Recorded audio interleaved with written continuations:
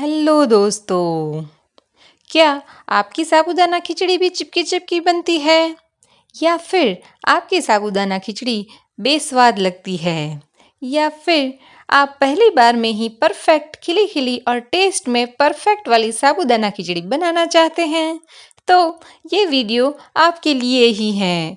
ये साबूदाना खिचड़ी 5 मिनट से भी कम समय में बन जाती है और वो भी बिल्कुल नए तरीके से। तो चलिए इसे बनाना शुरू करते हैं। साबूदाना खिचड़ी बनाने के लिए यहाँ पे मैंने 2 छोटी कटोरी साबूदाना को 2 घंटे के लिए भिगोने रख दिया था। तो यहाँ पे साबूदाना डूब जाए इतना पानी लेके साबूदाना को भिगोने रख देना है। तो लगभग 2 घंटे के बाद साबूदाना बहुत ही अच्छे से सॉफ्ट हो गए हैं। तो अभी इसे हम एक बाउल में ट्रांसफ़र कर लेंगे।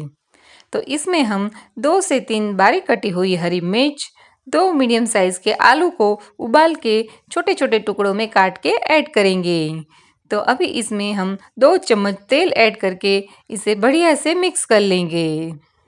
इस स्टेज पे साबूदाना में तेल डालने से साबूदाना के ऊपर तेल की एक परत बन जाएगी जो हमारे साबूदाना को स्टिकी होने से रोके रखेगी। तो यहाँ पे हमें तेल ज़रूर ऐड करना है। यहाँ पे मैंने पहले ही स्टीमर में पानी डाल के पानी को बॉईल होने रख दिया है।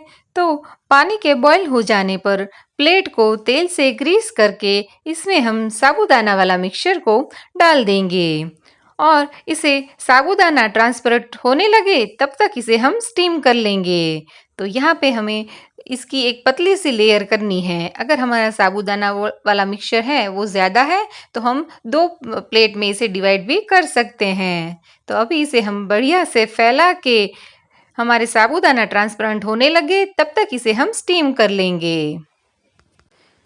तो लगभग 2 से 3 मिनट में ही हमारे साबूदाना हैं वो ट्रांसपेरेंट हो गए हैं। तो गैस को बंद करके इसे ढक के रख देंगे। तो जब भी हमें खिचड़ी को सर्व करना है तभी इसे निकाल के खिचड़ी को बना लेना है, क्योंकि साबूदाना ठंडे हो जाने पर ये चिपचिपे से बन जाते हैं। तो इसे हमें गर्मा गर्म ही बना लेना है। साबूदाना की टेस्ट में ज़बरदस्त खिचड़ी बनाने के लिए एक बाउल में गर्मा गर्म साबूदाना को निकाल लेंगे।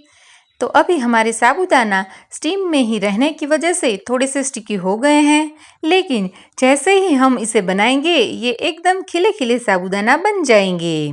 तो आज की हमारी रेसिपी को एंड तक ज़रूर देखें।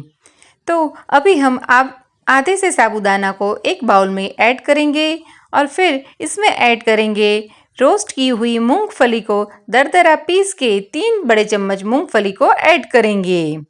साथ में आधी छोटी चम्मच भुने जीरे का पाउडर, 1/4 चम्मच लाल मिर्ची पाउडर, 2 बड़े चम्मच पिसी हुई चीनी, 1/4 चम्मच काले मिर्च पाउडर और ऊपर से बचे हुए आधे साबूदाना को ऐड कर देंगे।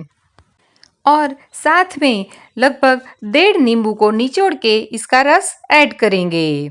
तो अगर आपके यहाँ व्रत में लाल मिर्ची नहीं खाई जाती तो आप इसकी जगह पे हरी मिर्च और काली मिर्च की क्वांटिटी को बढ़ा सकते हैं। तो अभी इसमें हम बढ़िया से मिक्स कर लेंगे और इसको टेस्ट कर लेंगे। तो दोस्तों मैं यहाँ पे नमक ही ऐड करना भूल गई थी। तो इसमें हम स्वाद अनुसार व्रत में खाए जाने वाला नमक ऐड करेंगे। साथ में बारीक कटा हुआ हरा धनिया ऐड करके इसे बढ़िया से मिक्स कर लेंगे।